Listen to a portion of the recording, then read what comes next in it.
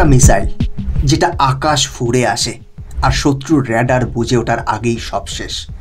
একটা প্রলয় যেটা শুধু ধ্বংস এনেই থেমে থাকে না, একটা বার্তা দিয়ে যায়, India is not just watching, India is ready. কিন্তু প্রশ্ন হচ্ছে, হঠাৎ করে ভারত এমন মারাত্মক অস্ত্রের পরপর দুটি সফল টেস্ট করলো কেন? কি এমন বার্তা দিতে চাইছে ভারত শত্রুপক্ষকে, বিশেষ করে চীন ও পাকিস্তানকে? আর এই মিসাইল যদি একদিন সত্যিকারের যুদ্ধক্ষেত্রে ব্যবহৃত হয় তাহলে তার পরিণাম কি হবে? 28 এবং 29 জুলাই ওড়িশার আকাশে ভারতের আকাশচুম্বী বারুদ ফেটে পড়েছে। দুটি আলাদা টার্গেট, দুটি ভিন্ন মিশন, কিন্তু একটাই বার্তা, যুদ্ধ চাই না, কিন্তু দরকার হলে আকাশ থেকেই প্রলয় নামবে।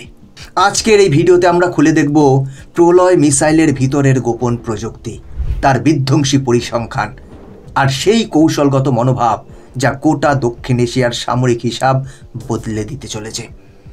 বন্ধুরা, আজকের ভিডিওটা খুবই গুরুত্বপূর্ণ হতে চলেছে। আমি আশা করব ভিডিওটা সম্পূর্ণটা দেখুন, কারণ এই ভিডিওতে আপনি নতুন কিছু তথ্য জানতে পারবেন।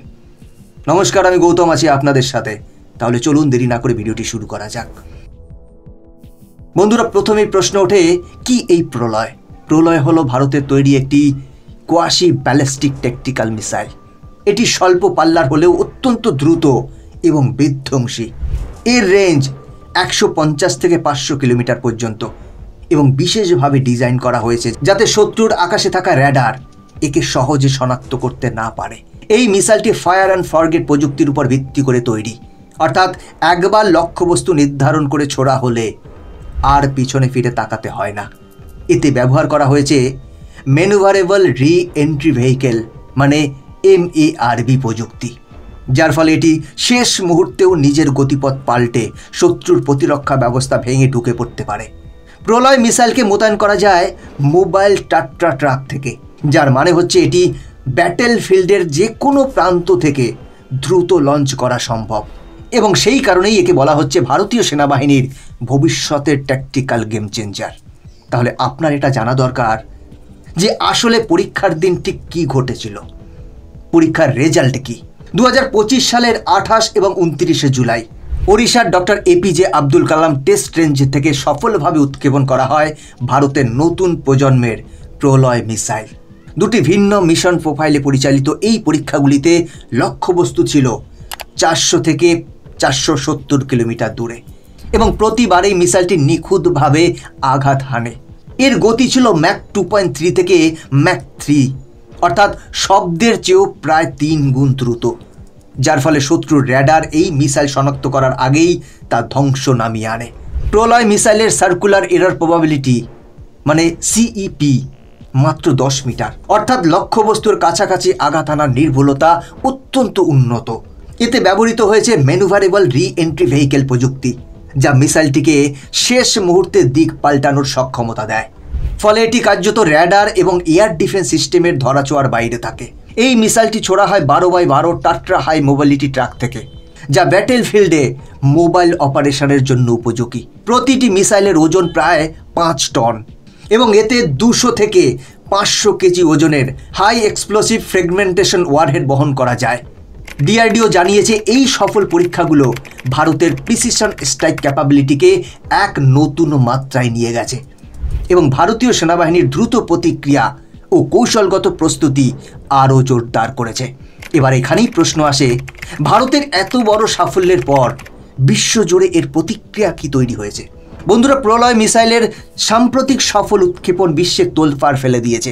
আন্তর্জাতিক সংবাদ মাধ্যমে headline, India's Pralay is game changer for south Asia.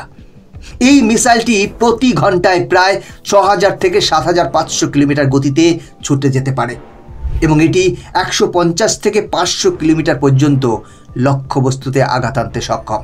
Pakistan ইতিমধ্যেই কাঁপছে এই ক্ষেপণাস্ত্রের সম্ভাব্য মোতায়েন ভেবে, কারণ যদি এই মিসাইলকে LOC বা শিয়ালকোট, ভাওয়ালপুরের মতো সীমান্তবর্তী সেন্সিটিভ মিলিটারি বেসের কাছে মোতায়েন করা যায় তাহলে কয়েক মিনিটের মধ্যেই পাকিস্তানের স্ট্র্যাটেজিক কমান্ড সেন্টার গুড়িয়ে যেতে পারে। অন্যদিকে চীনের জন্য সবচেয়ে বড় চ্যালেঞ্জ এর MARV প্রযুক্তি, যার মাধ্যমে মিসাইলটি শেষ মুহূর্তে দিক পাল্টাতে পারে। চীনা সামরিক বিশ্লেষকরা বলছেন এই ধরনের missile conventional ballistic interceptor system দিয়ে থামানো প্রায় অসম্ভব।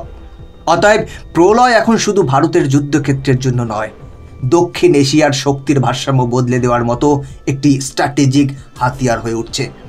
তাহলে এখানেই প্রশ্ন ওঠে, এমন যুদ্ধের পরিস্থিতিতে ভারত যুদ্ধের জন্য ঠিক কতটা প্রস্তুত?